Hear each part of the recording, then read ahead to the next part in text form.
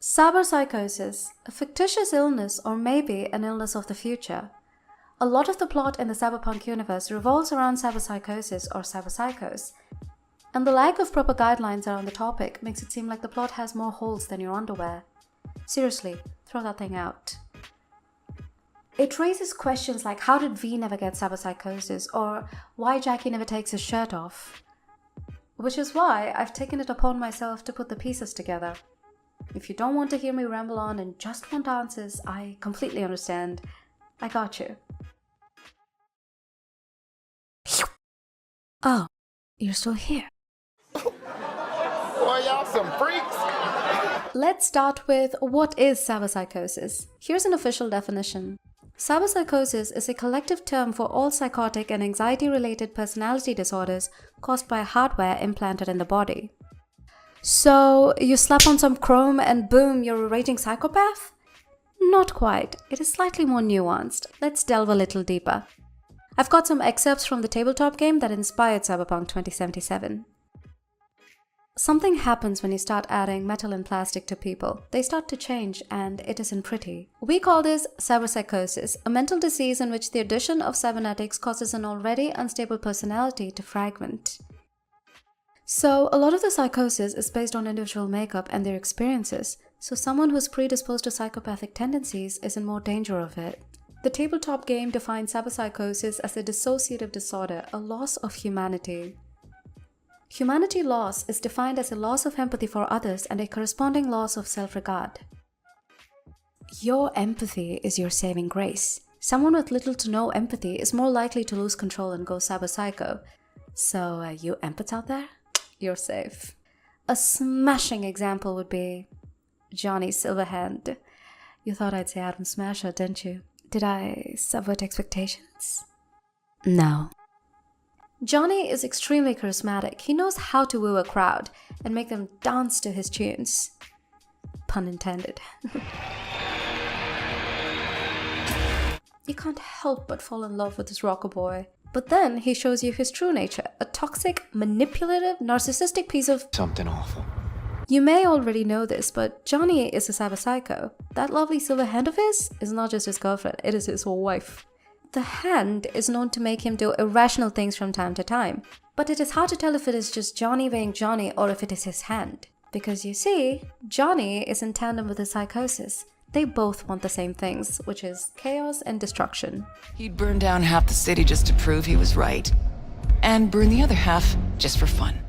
He is what you call a high-functioning cyberpsycho. So, if you aren't innately unempathetic, are you safe? No.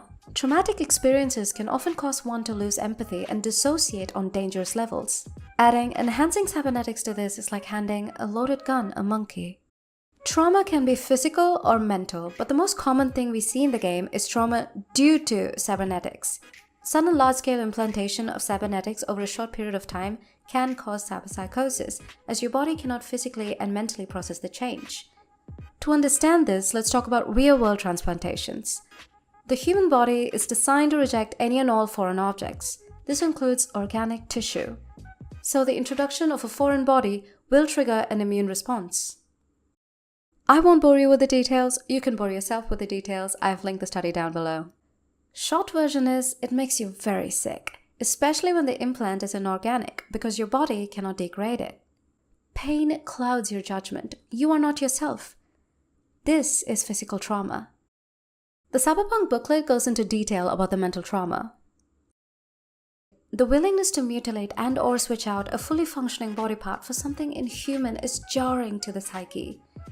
This is in direct conflict with one's primal instincts, self-preservation. Once this threshold is broken, dissociation follows. A simple analogy to understand dissociation would be video games. Now, I do not claim that video games incite violence. Most of you nerds are not violent in real life, and the only thing you can hurt is my vision. But if you were to play a game like GTA, you're not exactly an upstanding citizen. You don't feel bad for running people over or cutting them down. You might even find it funny. Looking to get more stars, yay! Look at the T-posing. Because you don't see them as real people. Trauma-induced psychosis can be extremely volatile and dangerous. A stable environment and good support goes a long way for these kinds of cyberpsychos. Unfortunately, this is a luxury very few edge runners can afford. Which is why David! never stood a chance. So there are two ways to get cyberpsychosis.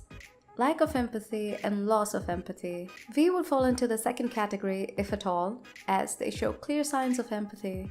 You helping me or what? All right. Great!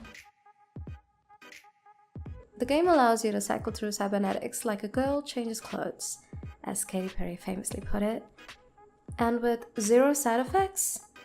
Here's why I think CDPR did not factor in V's cyberpsychosis, even though they pretended like they did. After several gamers raised questions about V's immunity to the illness, CDPR and even Mike Pondsmith came up with a couple of explanations as to why this was the case, like Johnny Silverhand acting as a buffer or V's natural resilience, which I can accept.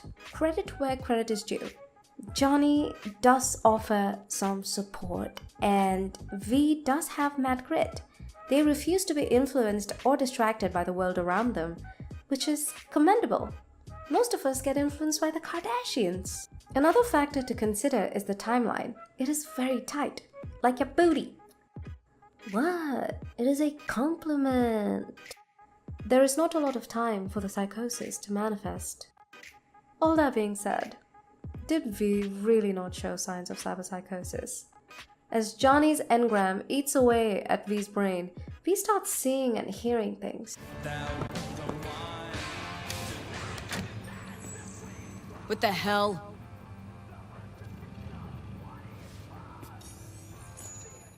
Sure, V doesn't go off the rails, but these are signs of psychosis, and it is induced by the cyberware in their head.